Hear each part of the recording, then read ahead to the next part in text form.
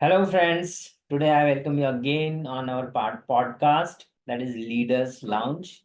Leaders Lounge is a podcast which has been designed with two clear objectives. One is to associate all the Vedic ecosystem entrepreneurs with each other, and they should know that ये सारे लोग वैदिक ecosystem का part हैं and they are connected with me somehow, तो they are connected with you in the second line of connection. वैसा LinkedIn जैसा profile वैदिक इकोसिस्टम में इस फॉर्मेट में हम यूज कर रहे हैं। एक second thing is we have the entrepreneurs who are really good and they can actually give you a lot of learning and sharing their experience and observations about the game of entrepreneurship, and you can learn from them. So one of the same kind of entrepreneur who has been very successful in last 10 years in his journey is with us. His name is Alok Agrawal. He's one of my favorite most innovators because आलोक जी ने बहुत अच्छा काम करा है particularly blockchain में पिछले 10 सालों में, और भारत और पर्टिकुलरली इंदौर को काफी गौरव दिलाया है। खुद ने बहुत सारा पैसा कमाया है ना। Now company has grown into multiple fold and it has become a formally a multinational company, right? Thank you, Vikas ji. This is a big deal. So I believe you were working somewhere in US before starting, na? Yes, I was working prior to this because I was working in the UK. I was there for quite some time. Was working for HSBC Global Technologies and their Europe department. So why In did you the, leave that job? How old you were? Like 10 I years think, back? 10, 12 years back you are talking. yeah, like that was around 10, 12 years back. I was close to 26, 27 at that time. So So starting 27 में why did you leave UK? Mindset यही था विकास जी की वापस India आना है, अपने देश में आना है और अपने देश में एंटरप्रेन्योरशिप करना है। तो एज यू से कि जो एक बनिए का बच्चा रहता है, तो when I hmm. Was going to UK, जो मैंने अपने घर वालों को बताया कि I am going to UK now for HSBC and they were like कि तुम्हें बिजनेस ही करना चाहिए। That is the Now, kind of support that we get from our family also कि you go hmm. Head and start your entrepreneurship journey. Okay. So how long you worked in UK? I was working there for close to 1 year. I was having opportunity to go to US from there, but then had that realization कि नहीं, have to come By the back to India. age of 26, you decided you want to become an entrepreneur, right? Actually, I decided when I was around 21 itself, when I started my first job, जब भी पुणे में HSBC में मैंने start किया, तभी Hmm. the mindset was to gain some experience and start our own things. So your father is a businessman, right? Yes, my father is a businessman. He किस used to चीज का have business है? उनकी factory हुआ करती थी। Now he sold as factory. Soya lecithin एक chemical रहता है जो हम्म। ऑयल पेंट्स में, बिस्किट्स में, चॉकलेट्स में और कुछ आइटम्स में डलता है। तो इस चीज की फैक्ट्री हुआ करती यही इंदौर में ही थी? थी इंदौर में। तो आप लोग कितने सिबलिंग्स हैं? हम लोग मेरी एक सिस्टर है और एक ब्रदर है। Sister is now in the US और brother is over here itself. So what your brother is doing? Brother is now working for the TCS. He is still in that job वाली दुनिया। Okay, and how old is he? He is now 37, I think, sorry, 35, close to 35 years. He has become a Tata man ना, तो अभी तो he is enjoying that phase. True, true. Tata man is even better than becoming a Jain entrepreneur, नहीं? That's correct. बहुत Sorry, comfort में आ जाता है टाटा का आदमी। सो you are Agrawal, right? correct, Okay, so it's not about Jain, it's being Agrawal. So correct. he's more attracted towards Tata than being a businessman. Job की एक comfort अलग रहती है और हाँ। बिजनेस की एक कंफर्ट बोल लो या फिर मेहनत बोल लो, स्ट्रगल बोल लो, दैट इज डिफरेंट। और when you are working with something like Tata ना, तो फिर तो वो एक कंफर्ट जोन इतना डेवलप कर देते हैं कि you don't feel like going anywhere. Correct, This is correct. good that he has been with Tata for so many years. Now, तो when we started this journey, Vikas ji, तो I met quite a lot of people क्योंकि ये अच्छी salary थी उस time पे, UK के का जॉब था, यूएस से भी अपॉर्चुनिटी थी। तो I met one of like early investor, Sarihan Capital, उनके hmm. MD mister Ashok Jain से मिले और उनका यही स्टेटमेंट था कि आप जॉब वाले लोग सोचते हो कि हम बहुत पढ़ लिया, अब हमें जॉब करना चाहिए। और एक बिजनेसमैन होता है जो शायद आपसे कम पढ़ा हुआ होता है, पर हम्म। आप सारे लोग उसके लिए जॉब करते हो ट्रू। और वो आपसे ज्यादा पैसे कमाता है। Not true in case of Tata, but definitely true in case of most entrepreneurship कि बहुत सारे एंटरप्रेन्योर्स शायद उनके जो टीम है उससे कम पढ़े हुए रहते हैं, still they have the ability to take risk and go ahead in their life. True true true. और यही सबसे इम्पोर्टेंट बात है, मैं हमेशा बोलता हूँ कि एंटरप्रेन्योरशिप दुनिया का सबसे अच्छा करियर है, correct. provided you compare with an orange with orange and an apple with apple, because अगर आपका इंटेलिजेंस लेवल उस लेवल का है कि आपको 1 लाख रुपए महीने की जॉब एक कंपनी दे सकती है, तो आप निश्चित रूप से 5 लाख रुपए महीना आप एंटरप्रेन्योरशिप से कमा सकते हैं, but you have to be ready for that first 3 years struggle. Correct, वो फर्स्ट बहुत थ्री टू लंबा फाइव इयर्स स्ट्रगल है। स्ट्रगल। एब्सोल्युटली। हाँ, 3 to 5 इयर्स स्ट्रगल, फिर एक डीप आता है उस स्ट्रगल के बाद, जब आप हम्म। थोड़ा सा ऊपर जाते हैं, one when you achieve your first $1 million, और फिर वो $1 million पूरा गायब हो जाता है। वो ट्रू। एक फेज आता है, so it is an essential way curve of learning for entrepreneurs, but वो फर्स्ट 10 ईयर का स्ट्रगल जो है वो आने वाली 2-3 जनरेशन तक बेनिफिट देता है, and that's the fact. Anyways, agree. so let's talk about your thing that you came here in India to start with your own enterprise, right? That's correct. So you are a programmer in yes. HSBC. Yeah, I was a programmer, software developer in HSBC, and then I was leading a team of close to 50 members there. Okay, so you were doing good, and then you decided that you will start your own company. So it was your own decision, and then you met with your co-founders, or you all three decided together? It was my decision, like that we have to start something. And then I connected with Romil, the other co-founder in the organization. And he was also an old friend. He's still a good friend. And then we decided कि कुछ तो start करना है इंदौर जाके. Then thought about quite a few ideas and then finally decided on this. And initially we started as a training institute, Quest Edu Ventures, Okay. ताकि हम job related training दे पाए। And then slowly slowly, शायद आपको बहुत अच्छे से पता होगा एंटरप्रेन्योर की जर्नी, कि Hmm. पहले वो कुछ चीज सोचता है, ट्राई करता है, अनसक्सेसफुल होता है, then he goes again, try something else, then he is once again unsuccessful, then he keeps trying, and finally he hits that particular thing जो उसके लिए काम कर जाती True, true, true. है। सेम स्टोरी हमारे Hmm. साथ हुई। Very We nice. started with Quest Adventures, then we uh, students को जॉब दिलाने के लिए जो हमने सोचा था जिस टाइप के रिजल्ट्स आने चाहिए वैसे अनफॉर्चुनेटली नहीं आ पाए, फिर भी Mm-hmm. हमने हार नहीं मानी। और just to give you background, जो एक हम लोगों ने पूरा एक पैसा कमाया था उस टाइम पे, कुछ टाइम जॉब करके बाहर भी रह के सारा पैसा अपने बिजनेस में डाल दिया था। ऑप्शन कोई थी नहीं कि जॉब बिजनेस बंद करके वापस जॉब कर पाए, क्योंकि लाइफ की सेविंग पूरी डाल चुके थे। Mm. हाथ पैर तो मारने ही थे। फिर दूसरी चीज ट्राई की, फिर वो नहीं सक्सेसफुल हुई। फिर हमने भी went back to the programming thing, software development, Quest Global Technologies, and finally it triggered. Very nice. So, you started in the year of 2013, I believe, 14, 2013, yes. 13, right? हाँ। And in that year itself, I believe we had met, correct. no? In MF's office. Yes. We were doing training things and all that there also. But ours was a very rich model, a different one, because of Jai Vijay. Vijay was doing very good in mobility and all. So उनकी वजह से वो model बहुत अच्छा था. That really went well. Okay, so and you and Romil, both of the guys started with the bootstrapping and all. Correct, correct. We had initial investment from Arihant Capital, Arihant Capital's Market तो Limited. आपको start करने के पहले ही investor मिल गया था, ऐसा है? हाँ। Very lucky.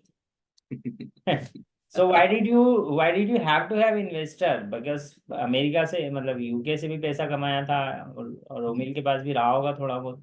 हाँ, तो वी हैड दिस माइंडसेट कि हमें इंदौर में करना है और कुछ बड़ा करना है। तो the hmm. Training institute that we started was one of its kind, काफी प्रीमियम और लग्जूरियस वो था, और कुछ ट्रेनिंग जो हम दे रहे थे, जैसे Salesforce was a technology जो हम्म आज से 10 साल पहले बहुत कम लोगों ने सुनी थी। तो hmm let alone good software professional students ने तो सुनी भी नहीं थी। ट्रू। और उसकी ट्रेनिंग होती थी, सेल्स फोर्स खुद प्रोवाइड करता था वो ट्रेनिंग, और वो देता था 2 लाख रुपए में, वो इन मेट्रो जो वो ट्रेनिंग देते थे। तो then we went ahead and we thought कि ऐसा कुछ हमें इंदौर में लाना चाहिए, और वो हमने 30,000 में तब स्टार्ट की। तो we had put lot of investment into trainers also in the infrastructure, और ये सब चीजों एंड में आपने उस टाइम क्वेस्ट ग्लोबल फॉर्म कर दी थी, राइट? हमने, हाँ मतलब we are continuing with the same company. जो क्वेस्ट ग्लोबल हमने स्टार्ट की थी, उसका हमने एक क्वेस्ट एडवेंचर से एक ब्रांड निकाला। तो कितना इक्विटी डाइल्यूट करना पड़ा इनिशियल स्टेज में? इनिशियल स्टेज पे हम लोगों ने क्लोज टू 20% इक्विटी डाइल्यूट किया था। मैं क्लोज टू 20%, मतलब 20% अबाव नहीं था, राइट? 20% अबाउट। Very nice. ये मेरा एक थंब रूल है, मैं हमेशा मेरे एंटरप्रेन्योर्स को बोलता हूँ कि अगर आपने 20% अबाव फर्स्ट फेज में या फर्स्ट इन्वेस्टर को इक्विटी डाइल्यूट कर दी, तो there is a very large probability कि कंपनी आपके हाथ से निकल जाएगी। करेक्ट। तो वो तो एक अच्छा रहा, मतलब सो बाद में आपने वो इक्विटी बायबैक करी वो इन्वेस्टर? हमने बायबैक कर। तो वो एक तरीके से, आप जो भी पैसा लेते हो, आपको वो पैसा रिटर्न करके किसी और को वापस देना होता है।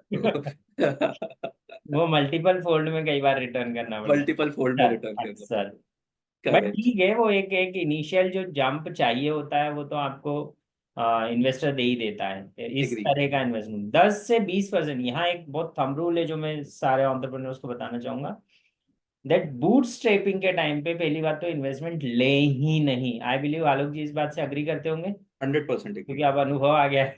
यस।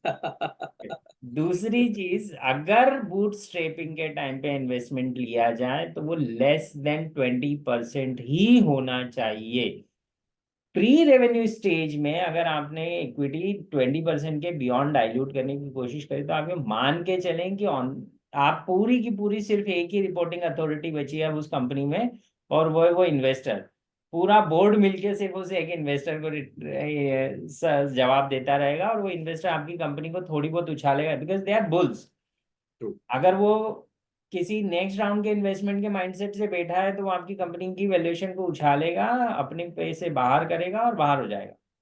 एंड वो मार्जिनली पैसा लगा के वो 5% 20% डाइल्यूट करी यदि आपने, या 25% या 30% डाइल्यूट करी, तो हो सकता है वो 10% उतने में डाइल्यूट करी जितने में आपसे उसने 30% खरीदा था, और बाकी का वो रख के बैठा रहे, और ये पूरा एक मैस क्रिएट हो जाता है बिकॉज ऑफ दिस थिंग्स। और Alok ji was smart enough to buy back, है ना? And investor was not greedy that much कि उस उन्होंने फोर्स कराया कुछ किया, और हाँ, उन्होंने। इधर मैं बोलूंगा विकास जी, ये आपने बिल्कुल सही बात की। एक तो पहली बात, इन्वेस्टर ग्रीडी नहीं थे, और हम्म इन्वेस्टर बहुत ही अच्छे थे, लकीली काफी अच्छे थे। जनरली ऐसा होता नहीं है। तो ही हाँ, वाज जनरली आल्सो ऐसा रेडी टू होता है। Give us the equity irrespective of the amount, he was ready to give back the equity। तो हाँ वो, and still he is in the process of, जैसे गाइडेंस का प्रोसेस अभी भी उनसे मिलता रहता है। हम्म वो शायद मैं बोलूंगा कि बहुत हम लकी थे, पर I totally agree with you कि अभी स्टार्टिंग स्टेज में किसी को अपनी इक्विटी नहीं डाइल्यूट करना नहीं चाहिए। डाइल्यूट करनी चाहिए। हम्म। करना भी पड़े अगर if you are engage somewhere, और if you do not have funds, और if you want to take it ahead, तो कम इक्विटी से कम पैसे से बिजनेस शुरू करने की कोशिश करें, कम इक्विटी डाइल्यूट करनी पड़ेगी। जैसे हमारे यहाँ पे एक केस है क्लास मॉनिटर का।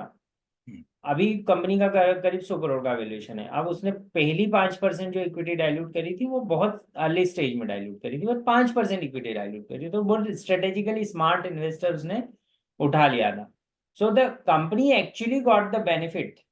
अगर कोई स्ट्रेटेजिक इन्वेस्टर आ रहा है, सही डाइल्यूशन पे आ रहा है, सही पैसा लेके आ रहा है, सही एफर्ट डाल रहा है, साथ में पूरा कंपनी को आगे ले जाने की कोशिश कर रहा है, दैट रियली वर्क्स।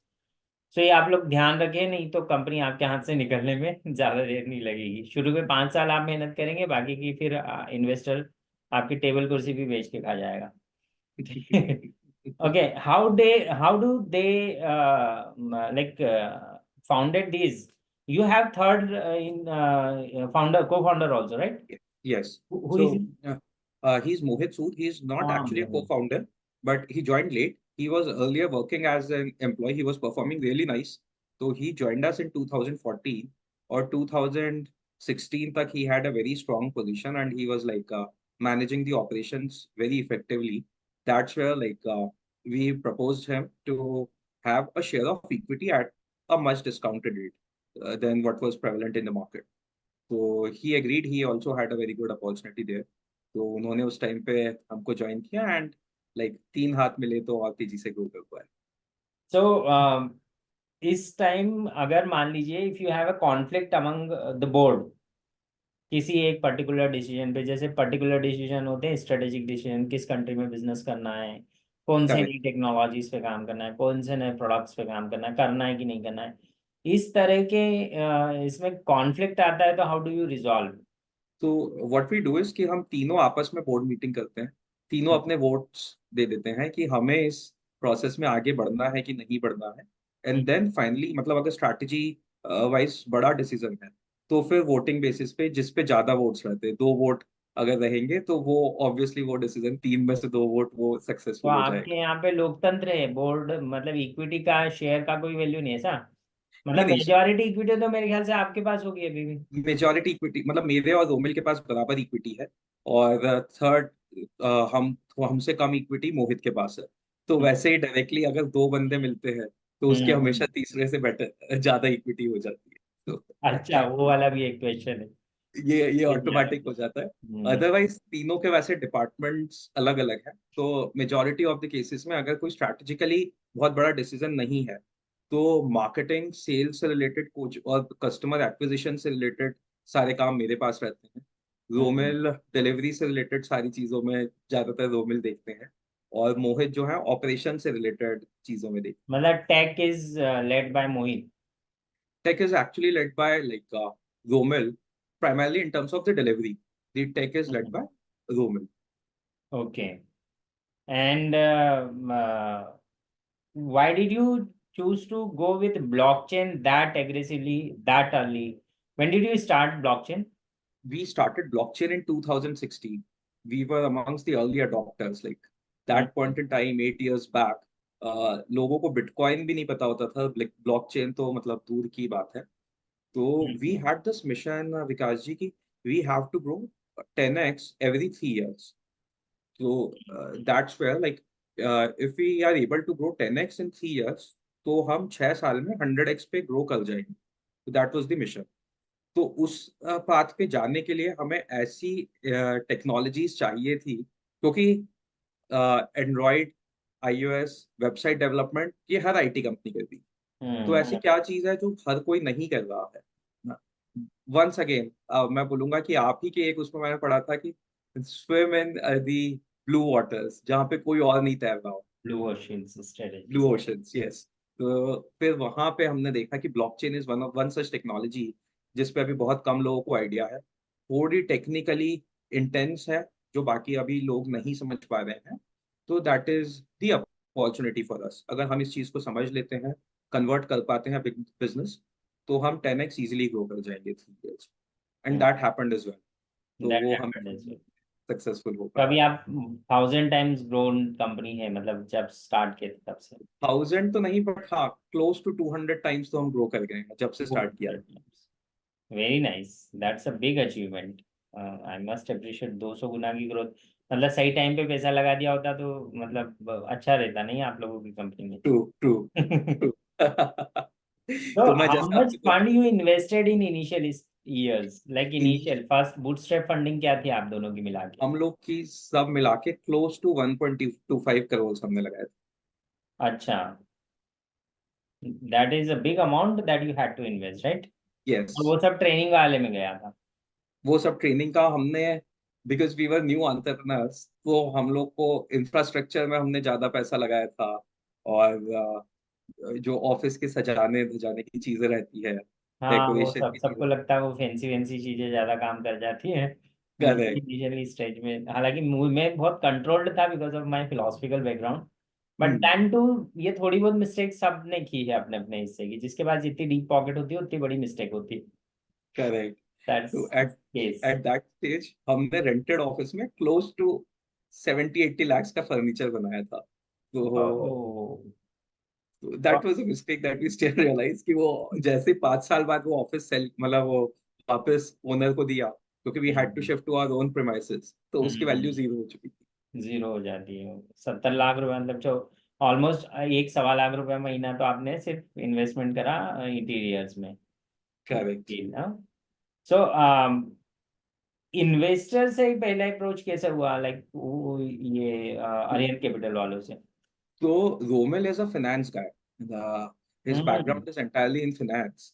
तो मैंने देखा है बैग में खूब सारे, है ना, उनकी करेंसी नोट्स रहते हैं हमेशा भरे हुए। एक आध दिन में उनको कहीं से किडनैप करवा लूंगा, बोलेगा उनको। बिग तो गाय, वो बिग गाय। क्रिस्टल क्रिस्टल में वो जॉब करता था, और इसीलिए वो नंबर्स पे बहुत अच्छा था। तो इट वाज हिज आइडिया कि हम एक काम करते हैं, हम हमारा पूरा पिच डेक बना के let's float it to different investors.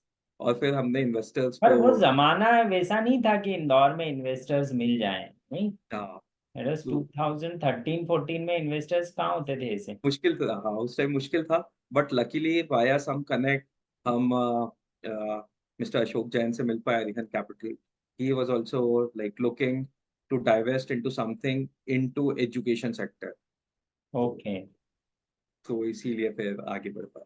मतलब this mister Ashok Jain must be a very generous guy, because early stage में एंटरप्रेन्योर करेक्ट, यंग हो, पैसा लगाना रिस्क है, बड़ा करेक्ट, रिस्क है, और उसके बाद में भी फिर करेक्ट, वो एक रीजनेबल इक्विटी पे बात करें। एब्सोल्युटली। अभी मैं इस स्टेज में when we are all like 40s ना, हम्म। आप हमसे छोटे हैं बट हम लोग 40s में हैं, और अभी भी आज भी हम इन्वेस्टर से बात करते तो बोलते 50% शेयर दे दो। सो इन एवरी बिजनेस, तो मैं यस, अभी कई बार मुझे आश्चर्य होता है कि people are still in the classic stage of investment understanding. Okay, correct. Now my next question is, I have written down these questions because मुझे सारे याद नहीं रहते। तो hmm. I'll read it for you, and then we'll go deep in this. What are your suggestions for the entrepreneurs who want to start into the tech industry now at this point in time? तो my suggestion, जैसे मैंने आपको बताया विकास जी, मैं काफी लोगों से मिला था स्टार्ट करने के पहले। सबसे पहला तो उनका ये रहता है कि आप अपनी जॉब छोड़ो, इमीडिएटली स्टार्ट करो। तो हम्म। आप ये मत सोचो कि मैं प्रमोशन होने वाला है, सैलरी बढ़ने वाली है। मैंने एक एक एंटरप्रेन्योर जो काफी लीडिंग एंटरप्रेन्योर है अभी इंदौर के, उनसे बात की थी। उनसे मैंने पूछा कि मेरा 3 महीने बाद अप्रेजल है, और अप्रेजल हम्म। में काफी अच्छा एक्सपेक्ट कर रहा हूँ, मुझे कब रिजाइन करना चाहिए? वो बोले कल जाओ और रिजाइन करो।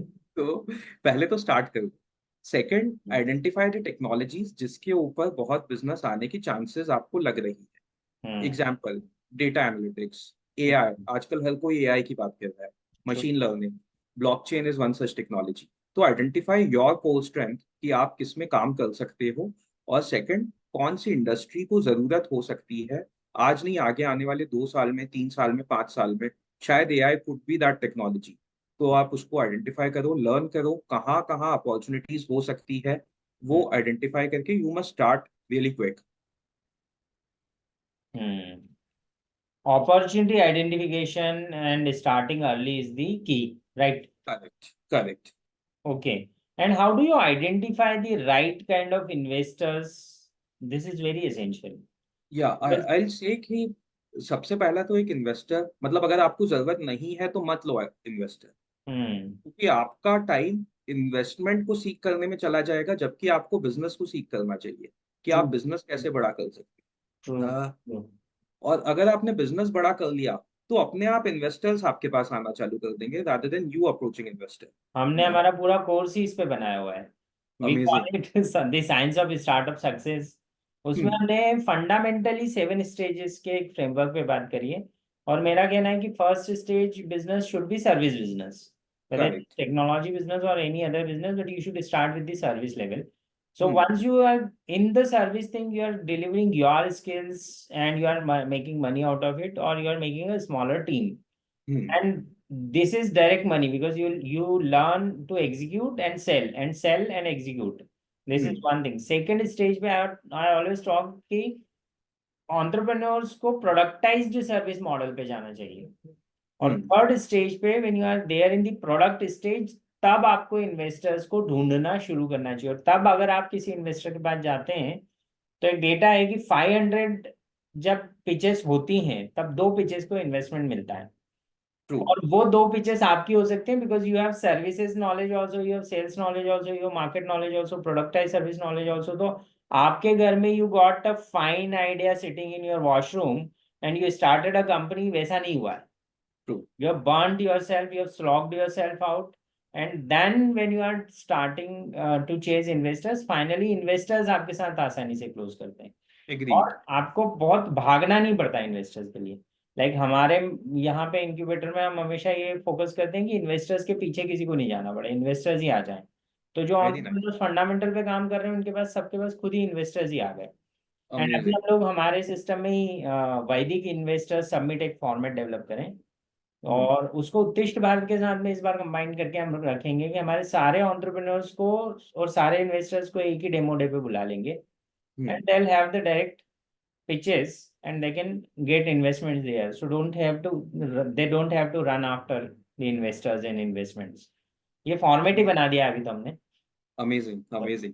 तो व्हेन वी स्टार्टेड, मतलब एक्चुअली हमने 2013 से फॉर्मली स्टार्ट किया, पर हम्म 2012 से जब हम जॉब में थे हम्म तभी से हमने ये प्रोजेक्ट पिच बना के मल्टीपल इन्वेस्टर्स को भेजना चालू किया।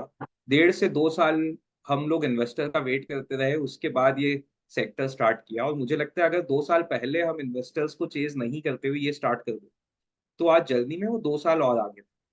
तो very your good. Model is very correct कि आप पहले एक लेवल पे खड़े हो जाओ, then you can approach to investors, that also strategic investor, जिसके साथ आप जुड़ के, जैसे आप बोल रहे हैं, आप 1 से 100x ग्रो कर पाए। तो दैट इज वर्थ, क्योंकि पैसे के लिए आई डोंट थिंक कि unless it is very important, it is very critical, तो किसी को केवल पैसे के लिए इन्वेस्टमेंट नहीं लेना चाहिए। True true true. और if it is very critical, what I have observed, if you are starting early and it is very critical to take money, it hmm. means you are not the right entrepreneurship material. हम्म। अभी problem चल रही है दिमाग में, because हमको हमेशा लगता है अरे बहुत क्रिटिकल है, मेरी कंपनी मर जाएगी, मेरे साथ ये प्रॉब्लम हो जाएगा, मेरे साथ वो प्रॉब्लम हो जाएगा, मेरे को इतना मिल जाएगा तो मैं इतना जंप कर जाऊंगा। हम्म। फाइनली वैसा कुछ होता नहीं है। रियलाइजेशन ये करना पड़ेगा कि जब आप भूखे हो, जब आपकी company is dying for money, it means it is dying for sale, hmm. and you, since you do not have a product to sell, you always have the services to sell. Right. So once somebody understands these things, he does not have to run after, मैं इसको बोलता हूँ peaceful profits कमाने का mechanism है। नहीं तो correct. आप अपने आप को इतना बर्न कर देते हो कि hmm. That becomes a problem. So true. please do not burn yourself because of investments. Focus on hmm. sales, focus on services. Business automatically grow करता है। What was your toughest moment की अब ऐसा लगता है यार बिजनेस बंद कर देना चाहिए, ऐसा कौन सा दौर आया? I'll say close to 2016, 17 के आसपास काफी टफ टफ टाइम था। हम्म एक ऐसा स्टेज भी था जब 2 महीने तक हम लोग सैलरीज नहीं दे पाए थे अपने स्टाफ हम्म को। In fact third month was rolling और 2 महीने की सैलरीज नहीं जा पाई थी। तो जब हमने ब्लॉकचेन एल से स्टार्ट किया ही था, that was a new technology. Sales करना काफी डिफिकल्ट था, क्लाइंट्स आइडेंटिफाई करना थोड़ा टफ था, उनको कन्वर्ट करना भी काफी टफ था, और पीछे टीम तो बैठी हुई थी जिनकी सैलरी जा रही थी। तो ये एक मोमेंट था जब विच वाज वेरी क्रिटिकल। उस टाइम पे by the grace of God कुछ अच्छे क्लाइंट्स आए, कन्वर्ट हुए, एंड देन लाइक वापस हम खड़े हो पाए। तो तब भी क्लाइंट से ही लेके पैसा दिया, या यू एक्चुअली टुक मनी और बोरो करा? मनी मार्केट से भी हमने बोरो किया था, हम्म पर वो भी हम लोगों ने एक इंटरनल डिसाइड कर लिया था कि ये लिमिट रहेगी, इस लिमिट के बाद अब हम नहीं बोरो करेंगे। तो फिर वो लिमिट जब हमारी ऑलमोस्ट थ्रेशोल्ड पे आ गई थी, थ्रेशोल्ड हम्म क्या, वो क्रॉस ही कर गई थी, तभी 2 महीने तक की सैलरी नहीं जा पा रही थी। हम्म। उसके बाद फिर क्लाइंट्स का तो डेट पैसा, क्रिएट हो गया था अच्छा डेट खासा? क्रिएट हो गया था, डेट क्रिएट हो गया था। अब भी डेट को उसके बाद कितने साल सर्व करना पड़ा? 2 से 3 साल। This is something very very important to understand all of the entrepreneurs, कि एक स्टेज आता है बिजनेस में which is called testing phase of the business और testing phase of the entrepreneur. ये वो टेस्टिंग फेज होता है, इसमें आपके पास का सारा बूटस्ट्रैप फंड जा चुका होता है, आपने जितना टीम खड़ी कर ली है, वो आपकी कोर टीम होती है, आप उसमें से किसी को भी ज्यादा आप निकाल नहीं सकते, क्योंकि जिनको निकालना था आपने टेस्टिंग फेज के स्टार्टिंग फेज में निकाल दिया होता है, जो नॉन परफॉर्मर होते हैं।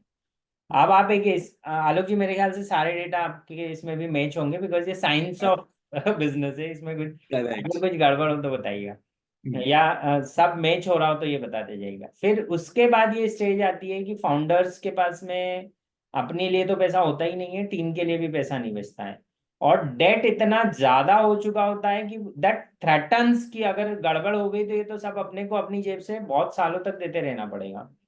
वो सिचुएशन आ जाती है, सब सब एंटरप्रेन्योर की लाइफ में ये सिचुएशन एक बार आती ही है। और इस सिचुएशन से बाहर निकलने का तरीका ये होता है, पहली बात तो ये सिचुएशन आती है, ये सबको ध्यान रहे। तो अगर किसी के साथ ये सिचुएशन चल रही है तो ये नहीं समझे कि अब कंपनी बंद होने वाली है। इससे निकलने के तरीके हैं, it is just the part of that चक्रव्यूह विच इज कॉल्ड एंटरप्रेन्योरशिप। सो इस चक्रव्यूह से बाहर निकलने के लिए आपको अभिमन्यु की जगह अर्जुन जैसा सोचना सीख पड़ता है। और वही है कि डेट आपको निकाल सकता है, पर डेट यदि एक थ्रेशोल्ड से ज्यादा हो गया और आपका फोकस यहाँ से फंड लाना, वहां से फंड लाना, मेरी कंपनी को सर्व करना, ये सब में लग गए, तो आप सर्वाइवल मैकेनिज्म में फंस जाओगे। कंपनी को सिर्फ जिंदा रखने के लिए उधार पे उधार, उधार पे उधार, उधार पे उधार लेते चले जाओगे, और फिर जब कंपनी बंद हो जाएगी तो आप 5 7 10 साल तक डेट ही सर्व करते रहोगे। ये बहुत सारे एंटरप्रेन्योर की लाइफ में हो चुका है, बहुत सुसाइडल कंडीशन होती है, मतलब बहुत, अगर आपके पास सही को फाउंडर्स नहीं है, सही टीम नहीं है, तो आप, कोई आश्चर्य की बात नहीं है कि सुसाइड कर ले, बहुत सारे एंटरप्रेन्योर्स कर लेते हैं। इससे बाहर आने का तरीका ये होता है, don't chase debt, again go to the basics, start focusing on your services जिससे पैसा आया था, start chasing clients in that domain which you are 100% confident कि आप डिलीवर कर दोगे। फोकस ऑन दैट प्रोडक्ट जो थोड़ा सा ट्रिकी है, जिसमें आपने थोड़ा सा और मेहनत करना है, और वो जंप कर जाएगा, या प्रोडक्टाइज सर्विसेज वो मल्टीपल फोल्ड में जंप कर जाएगी। यहाँ पे इन दो प्रोडक्टाइज सर्विसेज और सर्विसेज पे सेल करने की कोशिश करें, ये बिकता है, 100% बिकेगा उस टाइम भी, और ये आपको अच्छा खासा पैसा दे देगा। दूसरी चीज, हमेशा थ्रेशोल्ड बना के रखें, उस थ्रेशोल्ड के बियॉन्ड डेट नहीं लेना है, नहीं तो बहुत बुरी प्रॉब्लम आएगी। तीसरी चीज, इस टाइम में प्रोडक्ट पे एंटरप्रेन्योर यदि मिलता है, या आपकी इनोवेशन, सॉरी इन्वेस्टर यदि आपको प्रोडक्ट या आपकी इनोवेशंस पे मिलने को तैयार है, तो उस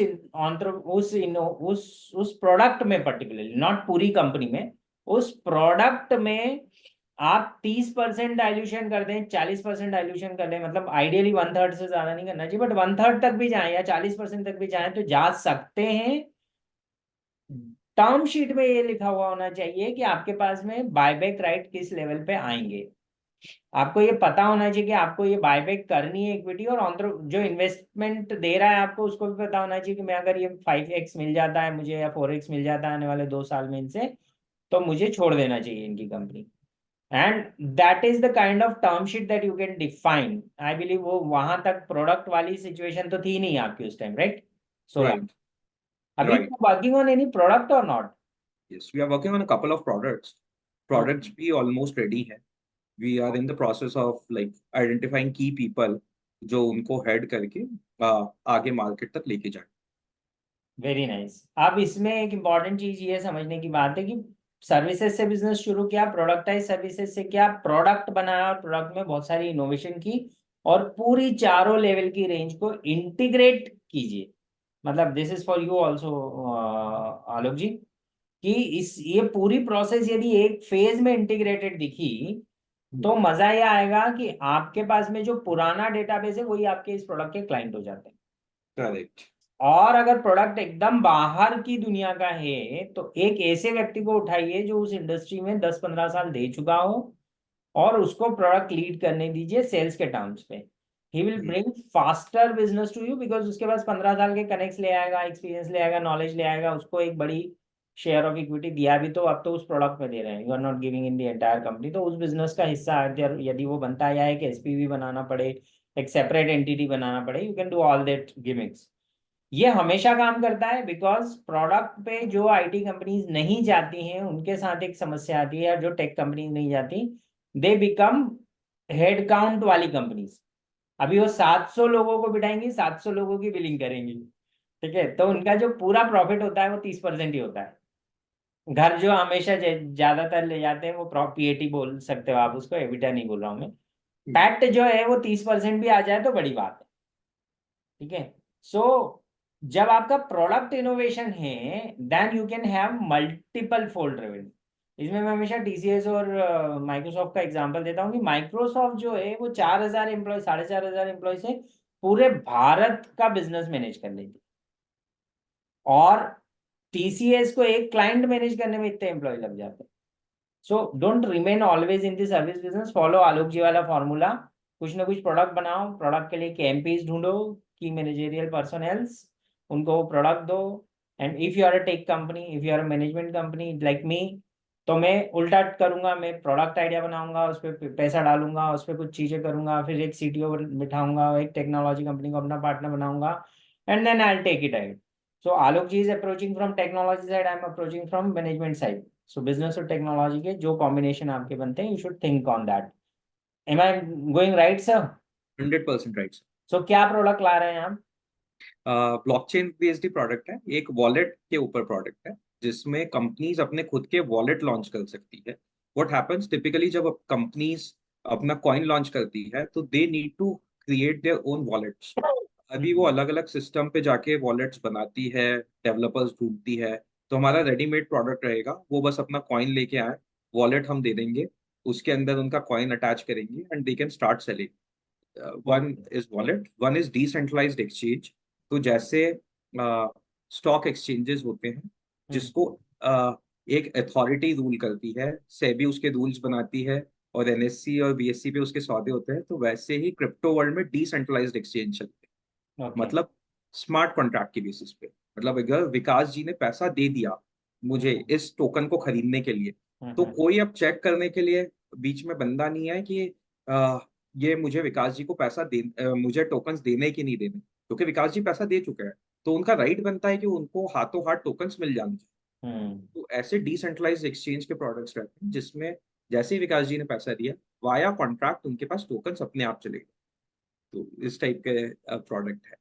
एक HRMS के ऊपर भी हम लोग प्रोडक्ट लेके आए हैं जो ह्यूमन रिसोर्सेज रहते हैं। तो ये हम प्रोडक्ट इंटरनली अपनी ऑर्गेनाइजेशन में बना के पिछले 4 साल से यूज कर देते हैं। देन वी डिसाइडेड कि अगर हम 4 साल से सक्सेसफुली रेस यूज कर पा रहे हैं, जिसमें सारे बंदे जो हमारी कंपनी में अप्लाई करते हैं उनकी लाइफ चेन आ जाती है, उनसे कुछ सेट ऑफ क्वेश्चंस पूछते हैं, वो क्वेश्चनेयर्स आ जाते हैं, टेक्नोलॉजी के क्वेश्चंस होते हैं, किस स्टेज पे हैं वो। उसके बाद जब वो ऑन बोर्ड होते हैं, एम्प्लॉय बनते हैं, तो उनकी सैलरी स्लिप वगैरह सब कुछ जाती है। तो ये एक पूरा प्रोडक्ट है जो HRMS है। फिर फोर्थ प्रोडक्ट भी है, वो पेमेंट सिस्टम से रिलेटेड है। कि एक कंपनी अगर आएगी और वो अपना खुद का पेमेंट एक्सेप्टेंस मैकेनिज्म लॉन्च करना चाहती है, तो हम्म। सिंगल प्रोडक्ट में वो अपनी इंफॉर्मेशन डाल देगी और उसके सारे क्रिप्टो वॉलेट्स क्रिएट हो जाएंगे, प्लस फियाट वॉलेट क्रिएट हो जाएगा। तो अब वो कंपनी वाया फियाट या वाया क्रिप्टो कैसे भी पेमेंट एक्सेप्ट करती है। तो इस टाइप के 4 प्रोडक्ट्स लिखे। Very nice. सो मुझे ये बताइए कि हमारे जो एंटरप्रेन्योर्स मतलब 0 to 50 करोड़ की रेंज में हैं, हाँ। वो ये इनिशियल कॉइन ऑफरिंग को किस, या क्रिप्टो को या ब्लॉकचेन को किसी तरह से बड़े फंड रेजिंग में या बड़े बिजनेस डेवलपमेंट में यूज कर सकते हैं क्या, मतलब? फंड रेजिंग में डेफिनेटली कर सकते हैं। अब फंड रेजिंग में क्या कॉन्सेप्ट है वो उस पर मैं आता हूँ। पहले एक कॉन्सेप्ट चलता था आईपीओ, मतलब अभी भी चलता है, इनिशियल पब्लिक ऑफरिंग, जिसमें केवल बड़ी कंपनीज अपने खुद के शेयर्स लेके आ सकती हैं। हम्म। सिमिलर कॉन्सेप्ट क्रिप्टो की दुनिया में चलता है, इनिशियल कॉइन ऑफरिंग। मतलब आपके पास एक बहुत अच्छा आइडिया है, अभी आपके पास ना तो बैलेंस शीट है, ना ही आपके पास करोड़ों रुपए हैं कि आप अपना स्टॉक मार्केट में पब्लिकेशन लेके आ पाओ। तो आप अपना एक इनिशियल कॉइन ऑफरिंग लॉन्च कर दो, जिसमें आप अपने प्रोजेक्ट के डिटेल्स डालोगे, बताओगे मैंने ये पार्टनरशिप करी है, ये सपोजिटली मेरा ये एक पर्टिकुलर आइडिया है, उस आइडिया से रिलेटेड ये पार्टनरशिप मैं कर चुका हूँ, ये ग्राउंड वर्क मैं कर चुका हूँ, सेल्स अभी मेरी जीरो है, पर मैं अपना ये कॉइन लॉन्च करना चाहता हूँ। अब कॉइन में लॉन्च करूंगा तो मैं एक्सपेक्ट करता हूँ कि मेरी कंपनी की वैल्यू लेट से 10 करोड़ है। तो लोग 10 करोड़ डिवाइड बाय 1000 या लाख या 10 लाख या 10 करोड़, तो 10 करोड़ का अगर उसने डिवीजन कर दिया, मतलब 10 करोड़ उसने टोकन्स लॉन्च कर दिए, लोग हम्म 1-1 रुपए में उसका टोकन खरीद पाएंगे। हम्म और अगर वो आइडिया सक्सेसफुल हो गया तो हो सकता है वो 1 रुपया, 100 रुपया, 1000 रुपया, 10,000 रुपया इतना हो जाए। और ऐसा होता भी है, राइट? ऐसा होता भी है। शीबा इनू वॉज वन सच प्रोजेक्ट जिसको करने की हमको अपॉर्चुनिटी मिली थी। शीबा इनू was founded by an Indian guide self. तीन चार दोस्त थे जो जॉब कर रहे थे, उन्होंने सोचा कि हम अपना एक प्रोजेक्ट लॉन्च करते हैं। वैल्यू 0.701 इस टाइप से कुछ रखी, $0.701 एक टोकन की वैल्यू। और वो अब 10,000, 50,000 इस टाइप से कुछ मल्टीप्लाई हो चुका है। बिलियंस ऑफ डॉलर की उसकी मार्केट कैप हो गई है। Oh, wow, very nice. And when did you launch this Shiva things? 2019 के आसपास। तो क्या था उसमें? What was his idea? उसका आइडिया ऐसा था कि एलॉन मस्क, अगर आपको याद हो, तो एक हम्म मीम टोकन को प्रमोट कर रहा था। हम्म तो उसने उसके मीम टोकन का किलर टोकन लॉन्च किया था कि उसके मीम टोकन से बेटर हमारा टोकन रहेगा। तो मीम टोकन जो एलॉन मस्क कर रहा था वो था डॉज कॉइन, जो हम्म कुत्तों की कम्युनिटी के लिए उसने एक लॉन्च किया था। तो इन लोगों ने बोला था कि हमारा जो कॉइन है वो तुझसे, तेरे कॉइन से बेटर रहेगा, और हम एक्चुअली डॉग कम्युनिटी को हेल्प करेंगे। तो हम्म कॉन्सेप्ट वाइज इतना अट्रैक्टिव नहीं था, पर मार्केटिंग वाइज वो बहुत अट्रैक्टिव था, क्योंकि उसने कम्युनिटी बनाई लोगों की, बहुत सारे डॉग लवर्स को वो लेके आया, ऑन बोर्ड किया, और फिर उनको बोला कि आप इस पूरे प्रोजेक्ट को बढ़ाओ आगे। अ, इसलिए वो सक्सेसफुल हो पाया। And it went well, right? हाँ, इट इज अमेजिंग तो नाउ। अभी ऑन ग्राउंड कुछ कर रहे हैं ये लोग शिबा वाले? अभी कुछ नहीं किया, मतलब all the founders have retired. तो अब उनका कहना है कि अब बहुत कमा लिया, अब इसको कम्युनिटी चलाएगी, हम इसके लिए कुछ वो नहीं करेंगे। जो ओ उनका गॉड। एक मेन बंदा था वो था Ryoshi. Nobody knows who Ryoshi is, just like bitcoin का जो सातोशी नाकामोटो है, कोई नहीं जानता वो कौन है।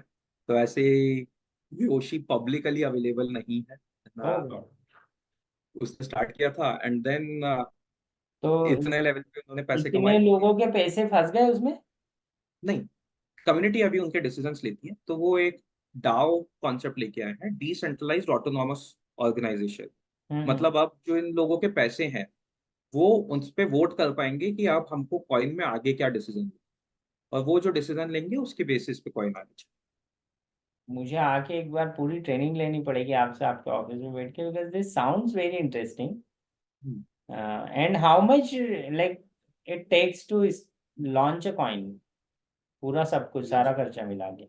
आज की डेट में कुछ 10-15 हज़ार डॉलर से भी आदमी स्टार्ट कर सकता है, मतलब टिपिकली 10-15 लाख की कैपिटल से भी वो स्टार्ट कर सकता 10-15 लाख रुपए में आप आपका कॉइन लॉन्च कर सकते हो विथ मार्केटिंग? है। नहीं, मार्केटिंग अलग है। मार्केटिंग में जिसको जितने पैसे लगाने हैं, 2 लाख, 5 लाख, 10 लाख, 50 लाख, 1 करोड़, अच्छा। पीपल आर देयर जो they start slow. 2 lakh, 5 lakh की मार्केटिंग से भी स्टार्ट करते हैं, और अगर आइडिया ट्रिगर हो जाता है, लोगों को अट्रैक्ट कर जाता है, तो then like they can reinvest the money which they have invested in the marketing. Very nice. I have a company. I'll come to you or give you a call tomorrow itself. I'm actually planning an MSME IPO for that. तो उसमें यदि कुछ कर सकते हो तो we can go for this ICO also. Absolutely. Because उसमें हमारा वही 25-30-40 लाख रुपए का खर्चा तो एमएसएमई आईपीओ में भी लगेगा ही, विच राइट। विल एनीवेज भी डूइंग। अगर हम आईसीओ भी लॉन्च करते हैं तब भी एमएसएमई आईपीओ करेंगे। तो करेक्ट। वी कैन एक एक्चुअली, या। एक और ब्लॉकचेन पे बहुत अच्छा कॉन्सेप्ट चल रहा है विकास जी आजकल, फ्रैक्शनलाइज्ड ओनरशिप ऑफ लैंड। मतलब हम्म इसमें क्या होता है कि लैंड आज अगर किसी को इन्वेस्ट करनी है तो उसे 40 लाख, 50 लाख पे प्लॉट ही लेना पड़ेगा, उसके पास इससे कम में कुछ लेने का ऑप्शन नहीं है कि 40, 50, 10, 20 लाख में शायद कुछ प्लॉट मिल जाएगा, पर उससे कम अगर किसी को इन्वेस्टमेंट करना है, जैसे स्टॉक मार्केट में कोई आदमी 500 रुपए से भी स्टार्ट कर सकता है, हम्म वो ऑप्शन आज की डेट में नहीं है इन्वेस्टर के पास। हम्म तो वो एक फ्रैक्शनल ओनरशिप का कॉन्सेप्ट ब्लॉकचेन पे काफी चल रहा है, जिसमें एक 100 करोड़ की जमीन थी, क्योंकि बड़ा एप्रिसिएशन होता है वो 100 करोड़ की जमीन पे या 5 करोड़ की जमीन पे, जो आज से 10 साल बाद 100 करोड़ की हो जाती है। हम्म किसान से एक जमीन ले ली, और वो 5 साल बाद, 10 साल बाद मल्टीफोल्ड रिटर्न कर गई। पर हम्म वो 5 करोड़ लगाने के लिए छोटे इन्वेस्टर के पास जनरली नहीं रहेंगे। ट्रू। तो वो जो 5 करोड़ की जमीन है, उसके 1 लाख टुकड़े कर दिए हमने, हम्म। और उसको 500 रुपए में मल्टीपल इन्वेस्टर्स को बांट दी। ट्रैकिंग हुई पूरी ब्लॉकचेन के ऊपर कि किसने कितने टोकन्स खरीदे थे उस लैंड के। और उसके बाद में अगर वो 50 टाइम्स, 20 टाइम्स, 10 टाइम्स मल्टीप्लाई होती है, तो यूजर जिसने बाय किए थे, वो बायर अपने इन टोकन्स को अप्रिशिएटेड प्राइस पे सेल। तो ये इंडिया में अलाउ है अभी? ये अभी इंडिया में अलाउड नहीं है, दुबई पर में? ये दुबई में बहुत कॉन्सेप्ट चल रहा है। बहुत सारे लोग इसकी ब्लॉकचेन के ऊपर कॉन्सेप्ट लेके आ रहे हैं। इंडियन गवर्नमेंट भी इसके लिए क्लोजली काम कर रही है, and recently I have heard कि कुछ कंपनीज इंडिया में भी इसको रियल वर्ल्ड एसेट बोलते हैं, तो RW fractional ownership of asset के ऊपर ये कॉन्सेप्ट लेके आ रहे वेरी नाइस। अगर ये होता है तो it will be a one of its kind revolution हैं। इन या इन्वेस्टमेंट वर्ल्ड, एटलीस्ट इन्वेस्टर्स के लिए बिल्कुल ही एक अलग दुनिया चालू हो जाएगी। Absolutely. Hmm. And like did Covid hit you badly? Actually not. Covid में हम लोग की सेल्स तो बढ़ गई थी। अच्छा। तो ये रहा एक और model, work from home model बहुत इफेक्टिवली इम्प्लीमेंट हो गया। मतलब उसके पहले हम सोचते थे कि ऑफिस जाए बिना काम नहीं हो सकता, और अभी हम 100% रिमोट पे काम चल रहे कर रहे हैं। तो we have developers who are sitting in Bangalore, Delhi, Chennai at the moment, and they are doing development what is your team size right now? Close to 110, 120। और सबको ही घर पे बिठा रखा है? Everyone is remote. 5-10% लोग केवल ऑफिस आते हैं, जो मतलब जिनका मन होता है कि हमें घर से काम नहीं करना है, वो ऑफिस आके काम तो करते this is a big thing for entrepreneurs that Alok ji 110 लोगों की कंपनी पूरी घर से चला रहे हैं, and that's a big big thing to learn from him. कितना क्लोज किया था बैलेंस शीट इस साल का? हैं। Close to 12 crore. 12 करोड़ क्या? एंड अभी you are there in Dubai also? We are there in Dubai, we are there in the US also. अच्छा, so both the offices are, मतलब both places you have the team at both या places? या US okay. में भी करीब 4-5 लोग हैं। तो यूएस ओके। एंटिटी सेपरेट, उसका बिजनेस भी सेपरेट है। उसका उसका तो इसमें भी, सारा फाइलिंग भी वहीं हो रहा होगा, उसका फाइलिंग भी यूएस में होता और है। दुबई वाला भी दुबई में हो रहा होगा। So this is Indian business that we are talking about is close to हाँ 12 हाँ। crore. US business is around 15-17 crores. 4 लोगों से 17 करोड़ का बिजनेस कर रहे हैं आप? हाँ, मेनली उसमें 4 लोग हैं जो वहां पे ऑन साइट दे रहे हैं। उसके बाद फिर वो वाले जो कंपनी है, वो काम उठा के फिर क्वेस्ट को भी दे देती है और दूसरी कंपनीज को भी दे देती वेरी नाइस। सो वहाँ पे आपने बहुत स्मार्टली अपनी खुद की कंपनी को ही एक सेपरेट एंटिटी में बना रखा है। करेक्ट। है। Then how about this Dubai market, what do you think? Dubai market is growing, it's a very nice market to be in. Government भी काफी सपोर्टिव है वहाँ, नए आइडियाज इनोवेशन को लेके, ब्लॉकचेन और ऐसे जो So इनोवेशंस हो। what should be in the mind of entrepreneurs, or what preparation they should do when they want to expand their business A in Dubai and B in US? तो सबसे पहले तो एक तो गवर्नमेंट का mindset कैसा है। जैसे if you talk about Indian government, अभी तक ऐसा लगता है कि थोड़ा क्रिप्टो को लेके वो नेगेटिव है। अगर गवर्नमेंट नेगेटिव रहती है तो लोग क्रिप्टो डेवलपमेंट इंडिया से कम करवाते हैं। हम्म। इंडियन एंटरप्रेन्योर्स भी जाके दुबई से डेवलपमेंट कराते हैं। That is the basic reason. तो हम देखते हैं कि कौन सी गवर्नमेंट सपोर्टिव है उसके लिए, इनोवेशन कौन सी गवर्नमेंट करना चाहती है। पर ये है, आज भी close to 80-85% business comes from the US. Hmm. क्योंकि यूएस में पीपल हैव द माइंडसेट कि वो सॉफ्टवेयर के लिए खर्च करते हैं। दुबई में भी दे हैव द माइंडसेट, इंडियन बंदे भी जाके दुबई में स्पेंड कर लेते हैं, पर वो इंडियन डेवलपर्स को कम देते हैं। तो इसीलिए hmm. Less than 10% of our sales come from India. Less than 10% come from India? हाँ, शायद 10%, मतलब 2-4% ही होगी शायद, मुश्किल से। 90-95% business is coming from these two places. Yes yes. Very nice.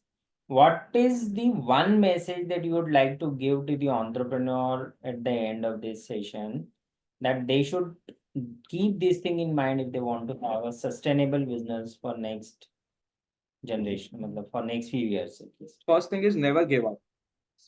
देखो कि कैसे हम बिजनेस को सरवाइव कर सकते हैं विदाउट टेकिंग डेट। अगर ये सर्विस नहीं चल रही तो कोई कौन सी दूसरी सर्विस दूसरी सर्विस नहीं चल रही तो कौन सी तीसरी सर्विस, तीसरी नहीं तो चौथी, पर क्या बिना डेट लिए हम कैसे सरवाइव कर सकते हैं।